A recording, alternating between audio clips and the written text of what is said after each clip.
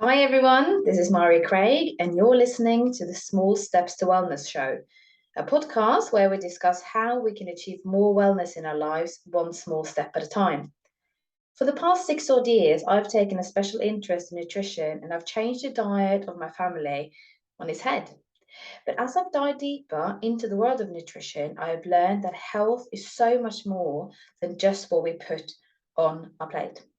This is why on this podcast we will be talking nutrition, mental health, being in alignment, holistic health care, self care, raising children, and more. We will also be hearing stories of women's journeys to overcome trauma and what it has taught them on the way.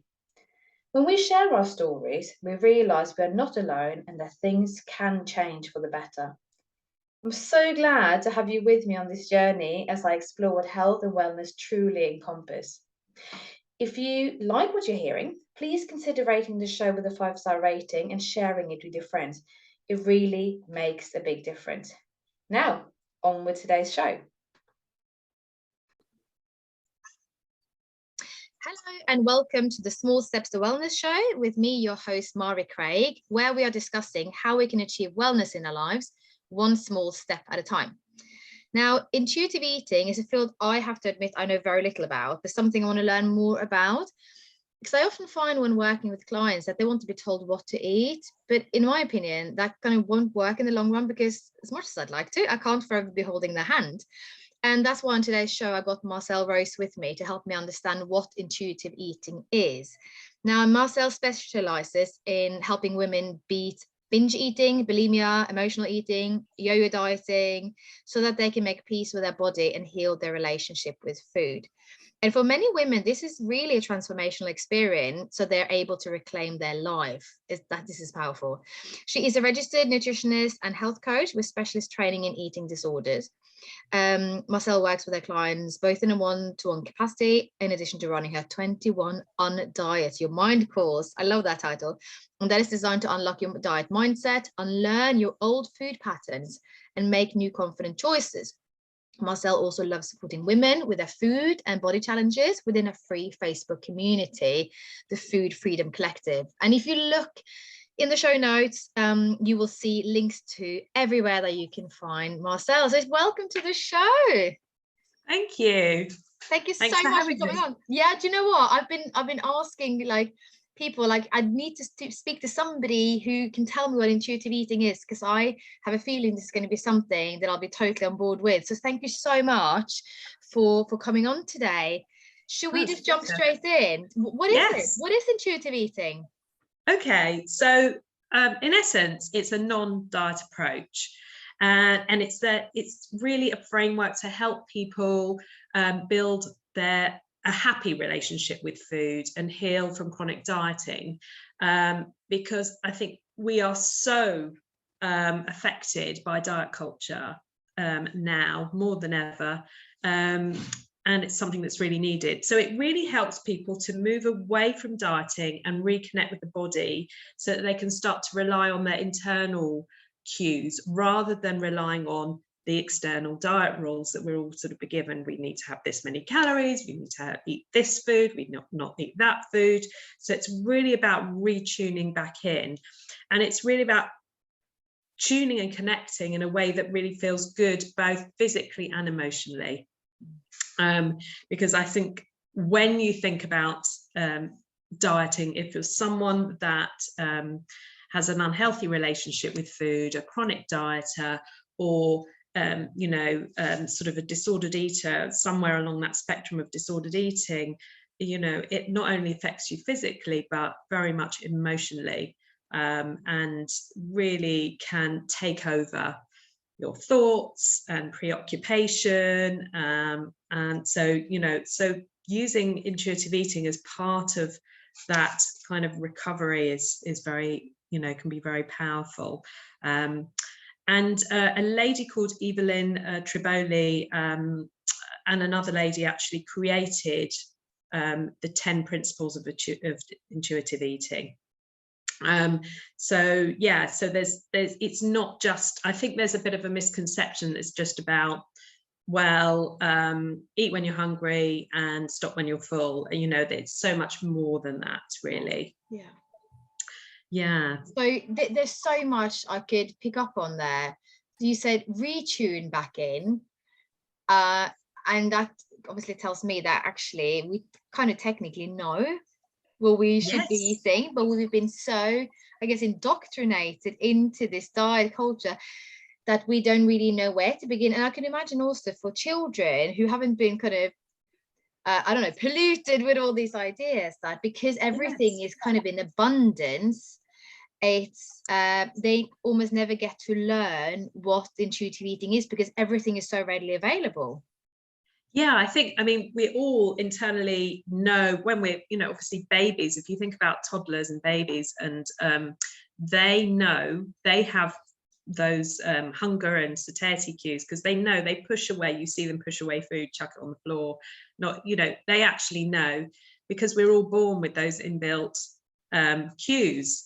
But, you know, as we get older, as you say, you know, once it probably younger and younger now that children are sort of being exposed to sort of diet culture talk, because unfortunately, I think, you know, most people, or a lot of people, don't really think about, you know, when they're talking about themselves, how much they can sort of take in around food talk, or I shouldn't be eating that, or I feel a bit bad, I've had some chocolate, or, you know, I'm on a diet, I'm on my next diet, or they just even watch how their parents, you know, because as parents, we sort of modeling eating behaviors, and they're very much watching, you know, if somebody's skipping meals or having funny, you know, having sort of shakes instead of a meal or something like that. So it can, you know, at a young age, sadly now, kids are really picking up on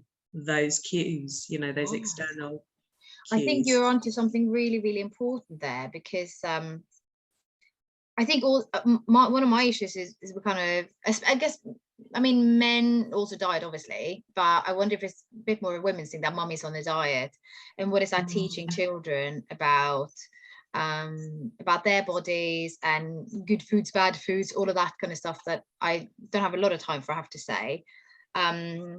I drink shakes sometimes or smoothies sometimes, but I also explain to the children what's in it, and that's really good for them, and I offer them some, because I know that what I'm using is healthy, and that it's nice for them to have as well. So sometimes they look, I've made a bit too much, do you want some, you know? But I think you wanted something really, really important there about showing our children what a healthy relationship with food looks like. No, have you always been an intuitive eating coach? Well, I haven't, no. I mean, I started off as, you know, I trained in nutritional therapy, and was generally helping people sort of with general nutrition, particularly gut health, in that area.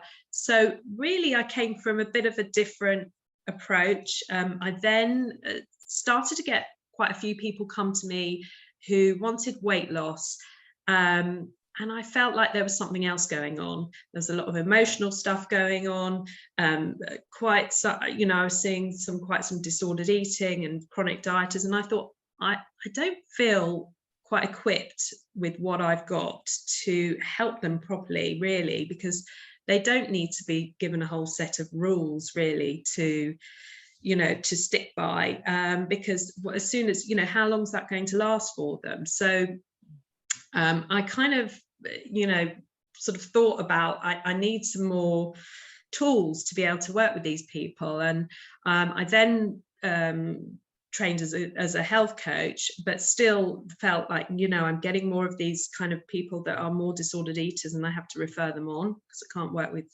anyone with an eating disorder or disordered eaters without the training. And then I thought, well, hang on a minute, what? I'm so interested in that training for eating disorders. So I did do the master practitioner course at the National Centre for Eating Disorders.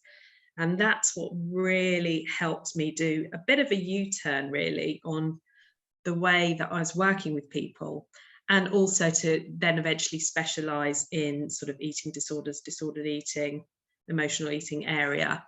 particularly, and it was a real kind of light bulb sort of moment for me when I did that training. I was like, there's definitely another way here. Yeah. The tools, and intuitive eating is one of those sort of part of that. Yeah. So the principles very much align with a lot of the training that I had. Yeah. I can imagine though that for people who come to you with an eating disorder or having been on multiple diets, very prescriptive diets, that must be a bit of a shock to the system when you're then going to teach them about how to work this out for themselves, because that's at the end of the day, it's what a coach does, isn't it? It's not, yes, you're not giving them all the answers. Yes. Whereas that's maybe what they've been used to from whatever diets they've been on. All of a sudden, power has been given back, and responsibility has been given back to you as a client. I can imagine that quite a few of your clients were like, oh my goodness, I'm too scared, I don't know, I don't trust myself. Yes, at the beginning, when we start working on, especially with the sort of disordered eaters, there is a lot of fear factor. Perhaps the first 2 sessions you get some wobbles, and I do talk to them quite a lot about that and say, look, it's really natural to feel this fear, but I'm with you to support you every step of the way, and we do things very slowly and at their own pace. So it's step by step, slowly moving on. And I think it's important to really help with the hand holding, but it is, as you're right, what you said, it is about empowering them. So rather than sending people away with huge diet plans and you must do this, it makes such a difference when you're sort of looking at the picture and saying, for example, one of the things we do with people who are really struggling with, they've got fear foods because they won't, there's a number of foods they just won't eat because they're too fearful, or, certain foods that they'll only have a very, very small amount of.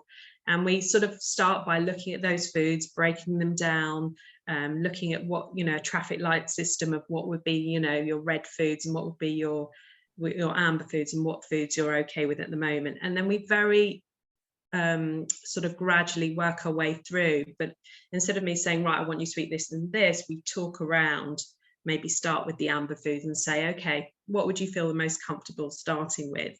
And how much do you think you'd be able to include this week? And it's a bit of a slow process. So that's something that's more with disordered eaters. So trying to bring the flexibility back into their eating, so that they've got a wide variety of foods that they can choose from and select from, and not feel that sort of limited. And I suppose this is slightly off track from intuitive eating, but actually one of the the principles of intuitive eating is around not having sort of forbidden foods. So yes, love that. All foods are available to you, and it's more about thinking what you need and what your body needs and what you want at the time, rather than I can't have this because it's a bad food. Yeah, exactly. That was going to be my next question, actually. How do you deal with that? Because I could imagine, again, coming from a world of dieting, you're being told this is there's so many words for it, this is a food that is going to give you 0 points or whatever, and this is the food that you mustn't have, or and we spoke before this recording, I don't know if you remember, about me giving my children pom bears, and my eldest being in absolute shock that her nutrition coach mummy would actually allow that. And we had the conversation about how food is just food. I mean, I'm not sure you can even class it as food, but I think for the purpose of this point I'm trying to make, let's call it food. But say that it just does different things for us, and it's like we don't spend our whole day eating pom bears, because that wouldn't actually serve us. But then other brands are available, obviously. But but the whole once in a while, it's not going to damage and undo all the good things you're doing. So I had to explain to her, look, you're having all of these fruits and vegetables every single day. You're eating teff and linseed rolls, for goodness sakes, you know, you're eating all of these good foods. This is just something that will cheer you up a little bit when you're tired, or give you some energy, and this is just a different type of food that will do different things for you. Yes, that must be hard to get your head around for a dieter, I would have thought. Yeah, it's bringing that sort of the fact that actually it is okay to eat foods for joy sometimes, you know, as part, you know, you want to enjoy your food. And just depending on, you know, my clients who I'm dealing, you know, who I'm working with, they, you know, some people will have thoughts around food that actually healthy food equals not, you know, not very nice food or boring food. And so there's that thought, and then there's, you know, another, you know, other people who are very much, well, I cannot eat anything that's not healthy, but are you enjoying it? And, you know, are you getting joy from your food? And, you know, let's look at the balance really, and what, you know, what are you actually sort of feeling like at the time, rather than focusing in on calories, sins, and, you know, this and that.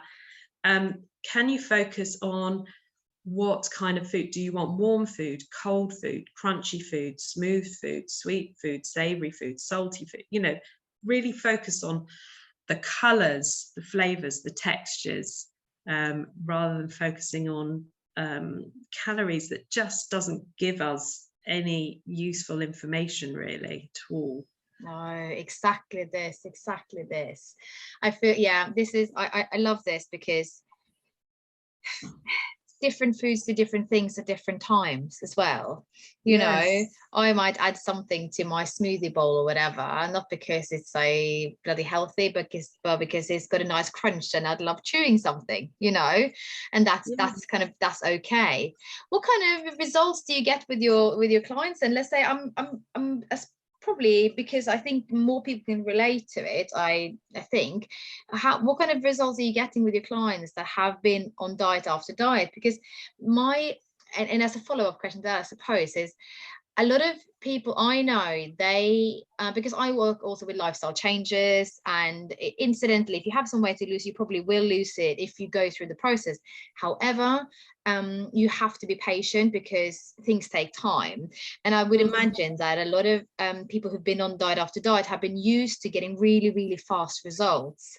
And this is a completely different approach. And I'm often told by people like, no, that's okay, I'm going on this and this program because I need to be bikini ready for whatever. And I kind of feel it was an inside upset, because I know that this is a short-term solution. This is not a lifestyle change. And what you're offering as well is a lifestyle change. So how do people, what kind of, I mean, you must get some resistance, I would assume, but also what kind of results are you, gosh, this is a long question. What kind of results are your clients getting? To see you're frantically making notes. Let's try to remember. Yes, I have to make notes, otherwise, you know, menopausal brain, I'm sorry, I'm just going to forget things. Yeah, no, definitely. I mean, really interesting results. I think one of the first things I'd like to say is that when I start working with people, I do say to them, I'm going to ask you to take the focus of weight loss away. We need to put it to one side. I know how important it is to you, because a lot of these people, it's their number. They say, and you know, they say, I can't carry on with what I'm doing because of all these ways, and it's impacting their life in so many ways. It's so detrimental, but still weight loss is so important to them. So I completely acknowledge that, but we have to put it to one side, because the work that we do is just not compatible to focus on weight loss and do this work. Now, that's not to say that they might not lose weight later down the line, but I think, you know, it, as a sort of side effect of the way that they're changing the way they're eating, and as you know, they're more than likely to, but it will take time, and their metabolism needs to kind of almost rebalance, reset, and allow your body to know that it's going to be getting food at certain times. If you've been restricting, the likelihood is that your metabolism has completely slowed down. And, you know, obviously if you're binge eating and restricting, metabolism all over the place, causing all sorts of, you know, impacts. So I think what I'm trying to say is that the likelihood is that for majority of people, they will lose weight. It might be slower in the long term. But I think the point is that because we work on taking the focus away from the weight loss and focus on all the other improvements in their life, that it becomes less of an important thing. So it becomes something that is, you know, I'm not saying that it goes away for people. You know, it's still perhaps there somewhere, the importance of it, but it becomes less important to them. And when they focus on the other benefits, so things like their energy, things like, because energy is obviously a really big one, hormones, hormonal balance, mood, you know, their gut health, all sorts of, and very coincidentally, very many people who are sort of disordered eaters really struggle with gut health problems as well as a result of the disordered eating. So and sleep, I would imagine. Sleep, exactly. Sleep, you know, really they feel so much better in so many ways, and mentally and emotionally so much better about themselves. You know, the self-worth bit is just huge. We do a lot of work on body image as well. And can I ask on that, because you said if you feel so much better and you work on body image, all these things, because I could imagine also that for a lot of people, it becomes kind of an identity to be this overweight person or to be this dieting person. But I would have thought that when that stress is gone, the body's more able also potentially to shift the weight.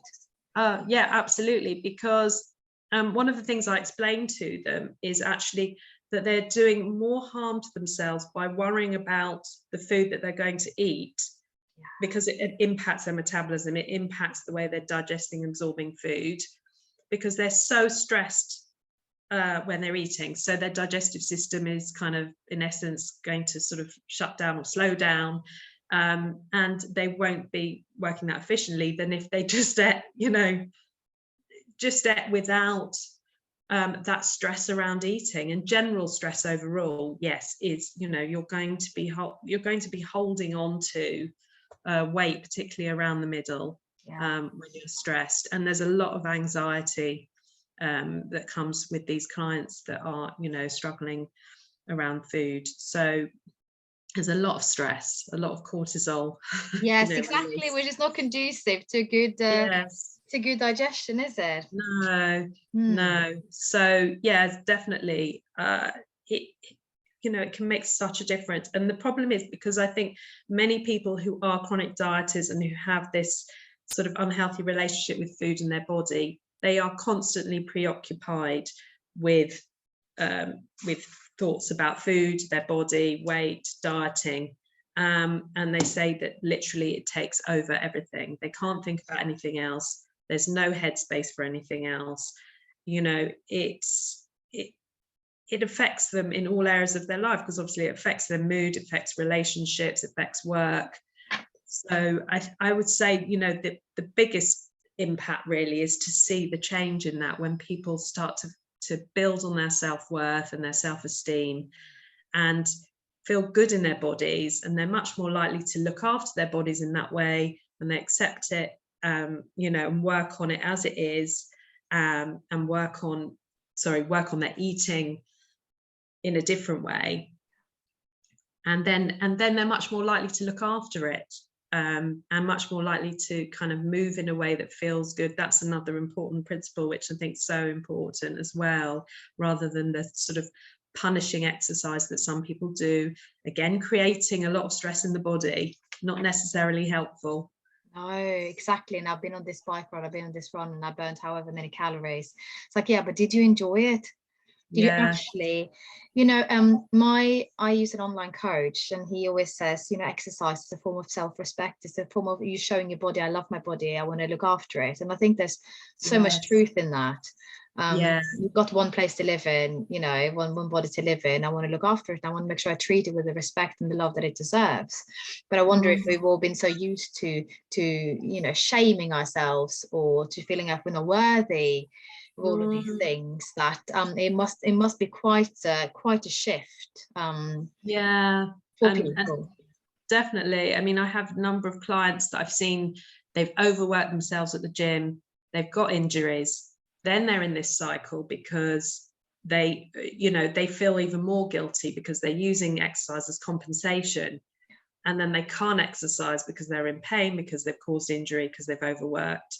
So it's all it ends up all in a bit of a vicious cycle. So it's all about really working on the relationship with exercise. Sometimes is important work as well. Yeah, exactly. It's about how it makes you feel at the end.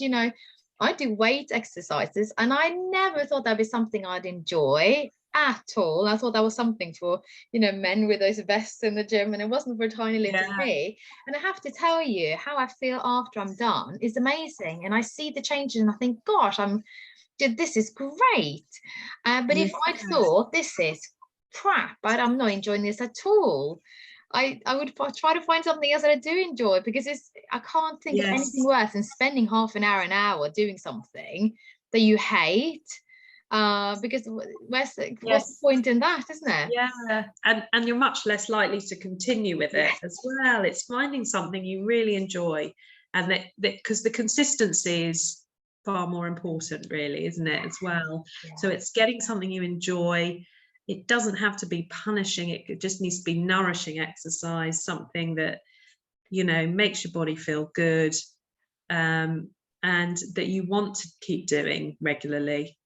That actually takes me back to the whole thing of eating, because you talk about sustainable enjoyment, all of these things. And this is why also I have issues with diets, because is it sustainable? Are you enjoying it? And also for me as a parent, is this something that the whole family can be doing? Yeah, I mean, absolutely. It's, diets are not, we know that diets don't work in the long term because they're not, partly because they're not sustainable. And then you've got that sort of all or nothing sort of behavior. So I think it's really about just bringing in things rather than taking out. I mean, with diets, it's very much take this out, take that out. We want to bring in, the more you can bring in, and the more variety you've got into your diet. So definitely, I think that's a good message for kids.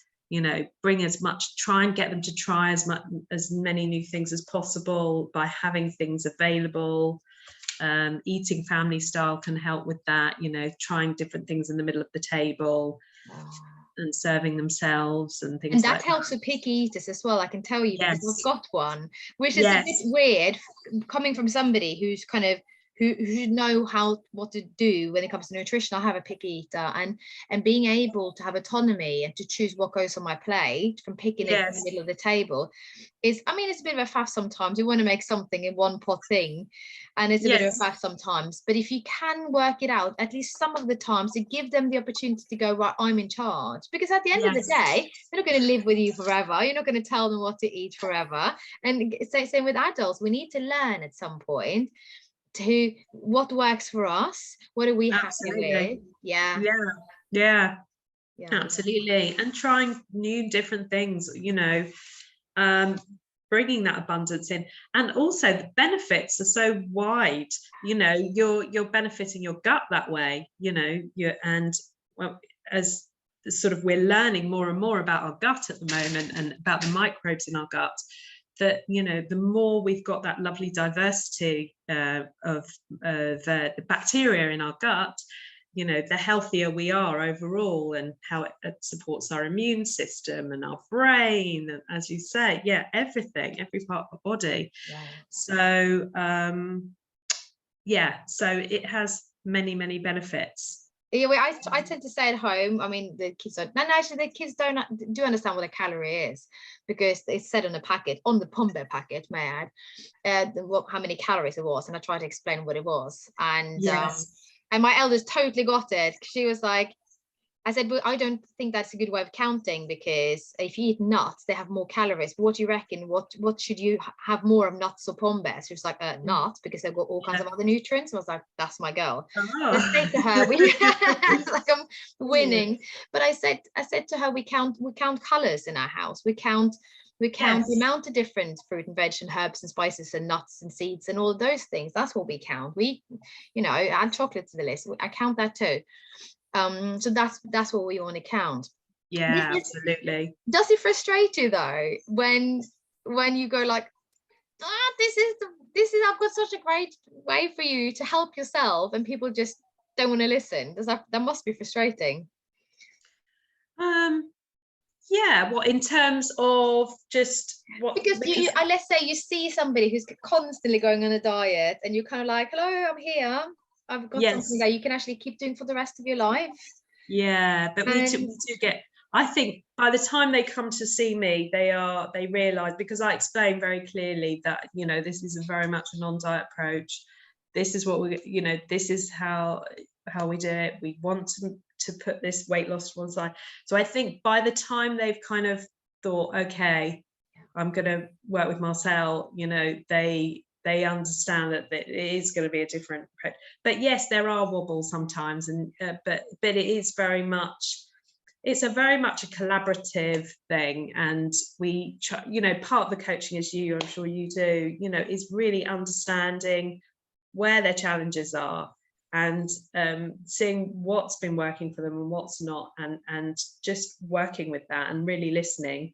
And they sort of can then empower themselves by sort of almost coming up with the answers themselves, but with, obviously with the support and the right tools and strategies to help them. I have to say, the whole idea of coaching really appeals to me, because, as you say, you kind of feel like you're finding the solution yourself, and it feels empowering, instead of somebody prescribing to you what you should be doing. Do you have any sunshine stories? Any special clients that have been just amazing to work with and have had great, I don't actually like it when I say result, because it's not a result implies it's done. And it's a lifelong thing, but it's a journey. Yes, exactly. But do you have any? If I ask you, or like, who did you really enjoy working? Obviously, don't expose them here. But, no. Well, I know. I mean, loads of people. I mean, I absolutely love my clients. I just, I work with them for usually a minimum of 3 months.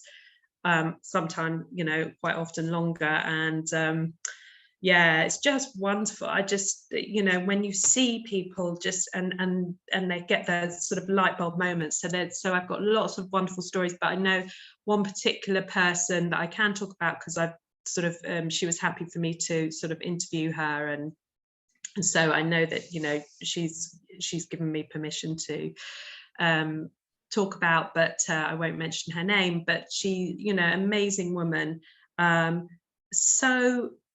such an amazing person. But what was happening was she had been restricting her food. She's not diagnosed with an eating disorder, but a chronic dieter, but to the extent that she didn't realize she was actually hungry most of the time.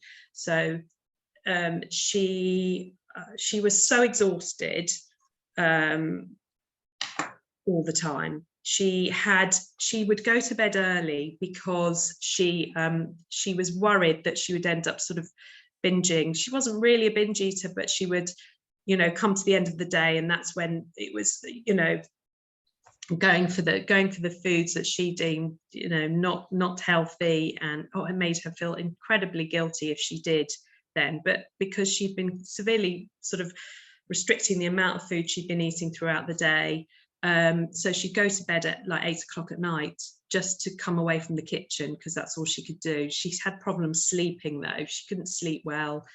Her hormones were all over the place, mood swings.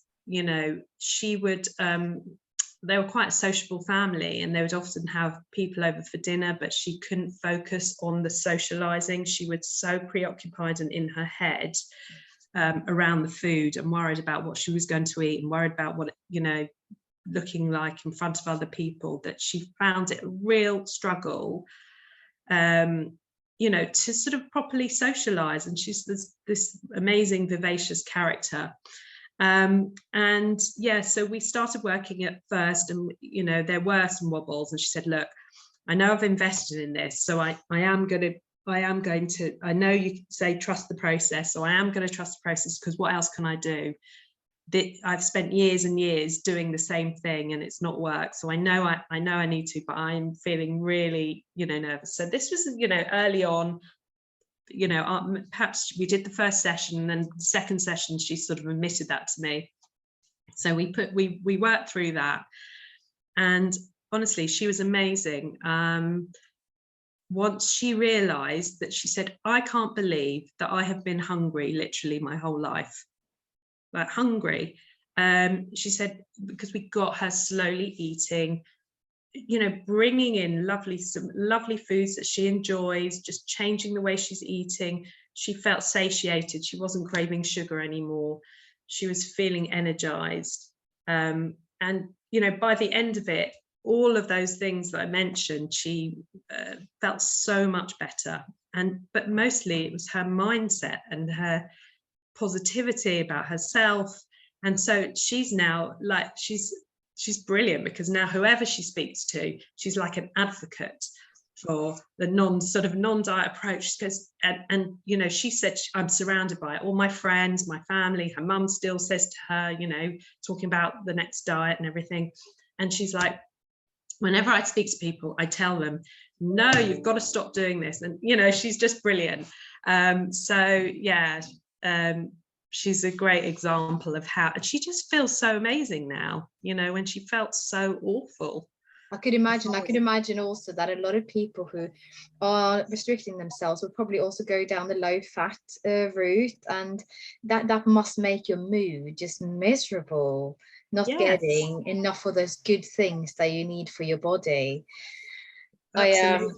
I love hearing that. It's so great when you find, when people learn that, you know, I can decide how I want to feel by how I view food and what I put into my body, and how also if I go and have a pizza with my friends, I can also decide that was a great moment. I really enjoyed it for what it was, and I had a good evening with my friends. It's amazing, because we've said it before, like, we have one body, we have one time we're living. Why do we need to be punishing ourselves over and over again? But it's no wonder we do, because it's all we're surrounded by, it's all we talk about. I mean, exaggerating here, but it really is. Before Christmas, it's like bake these and these cookies, and in January it's like how to lose 2 stones in a week or whatever. I mean, it's no wonder we're finding it hard. So I think people like you who kind of to put it to one side and focus really on, okay, what is it, what is really the issue here, and how can we work through it and get you through to the other side. I mean, it must have such a positive impact also on her, like on this woman, for example, on her family and everyone around her. And they see, look, this woman is now glowing. Yes. What is she doing? Yeah. Amazing. Yeah, no, she's you know, and it's just the difference that it can make to one's life, because there's so many things, you know, we often talk about things that, you know, what do you think your purpose is in life? What do you want to be doing that you're not doing at the moment, because this is stopping you? And really focusing on that. And as I say to many people where you know, weight is such a, you know, it's such a big thing in their life, and I, you know, remind them, actually, a bit morbid, but you know, what do you want on your gravestone? That she managed to be slim her whole life. Do you know what I mean? It's like, let's look back and see, what do we want to achieve in our life? What do we want to do? Let's look at the bigger picture, rather than that complete focus on our weight. Because society's told us we have to be a certain size. And also you can even be that certain size if you allow yourself to look at it.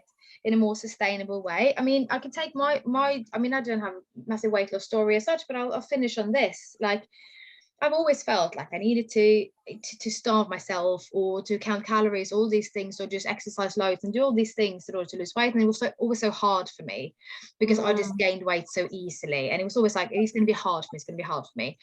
And then as I learned about what my body really needs, and this has been a long process, and what I feel better doing, what keeps me fuller for longer, all of these things, I'm now at the point where I'm kind of the lightest I've ever been. But that wasn't ever, that was just, as you were saying, it was put aside because I realized, gosh, if I eat this for breakfast instead of this, I feel full all the way to lunch, and I don't feel like I'm starving all the time. And now I say to people, look, I can eat whatever I want now because what I want to eat has changed.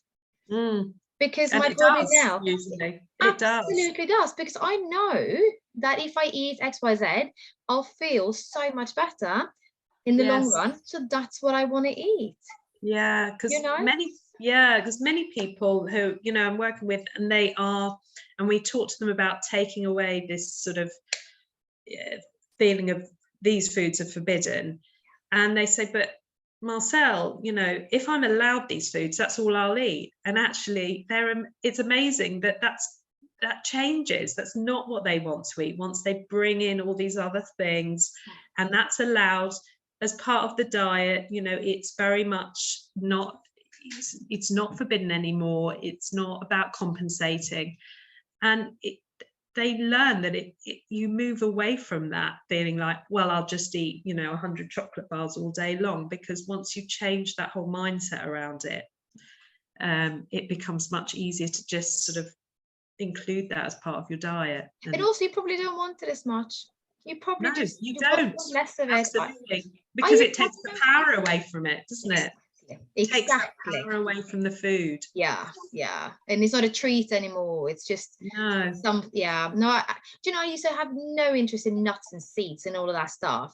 That's pretty much all I eat at the moment for breakfast. Bit of yogurt, bit of berries, nuts and seeds, and it's just, and that's really, really, really what I want. And I do look in the fridge in the morning and go, what do I need? What do I need today? But that is a process, and I wouldn't have been able to make those choices, let's say 7 years ago. I would have said, let's give me a big bowl of whatever shop bought cereal, muesli kind of thing with low fat milk, and then 2 hours later I was hungry again, you know. So it's definitely a process that you have to trust, and I just want to say thank you for kind of shedding some light on this, because I understand completely, coming from the same place myself, that people want to lose weight. I understand it, but it is if you can see it as a lifestyle change instead of a, you know, 21 days to whatever, you know, or 30 days to drop whatever dress size is. I think you're going to have much nicer time. Going through the stages of unpicking all the kind of habits that have crept up over the years. I think this is really, and as you said in the beginning, it's about retuning back into what we actually really deep down inside know. Absolutely, allowing that focus. Exactly. On the show notes, I am putting a link up to a free ebook download, and I love this. What the diet industry doesn't want you to know: 10 weight loss myths exposed and why you're trapped in a dieting cycle. I'm going to go and read that now, because I think that's probably going to be quite enlightening. But I want to thank you for being on, because I think this is going to be an episode that a lot of people will respond to, or they will relate to and go, gosh, I hadn't thought of it that way, or I didn't realize. And hopefully will empower people to come and see somebody like you, and also empower people to just go, actually, I deserve to feel good. I deserve to stop punishing myself. We are all worthy of that. Exactly. Definitely. Is there anything I've forgotten? Or probably it's loads, isn't there? Look, it's what we're going to talk about. As I said, Your website is on the show notes, your Instagram and Facebook page, LinkedIn. There is a Food Freedom Collective free Facebook community you've got. And there is also a course you're running that I'm going to put a link up to. So if anyone wants to work with you, there's going to be plenty of opportunities to find you. So thank you so much, Marcelle. Thank you. It's been great chatting to you. Yes, loved it. All right. Thank you so much and take care. Take care. Bye. Bye. You've been listening to the Small Steps to Wellness show with Mari Craig. I am passionate about helping mums get their energy back through simple nutritional changes, because we know that if mummy is happy, the family is happy. If you would like to connect with me, you can find me on Instagram under @smallstepstowellness, or visit my website smallstepstowellness.info. Speak to you soon.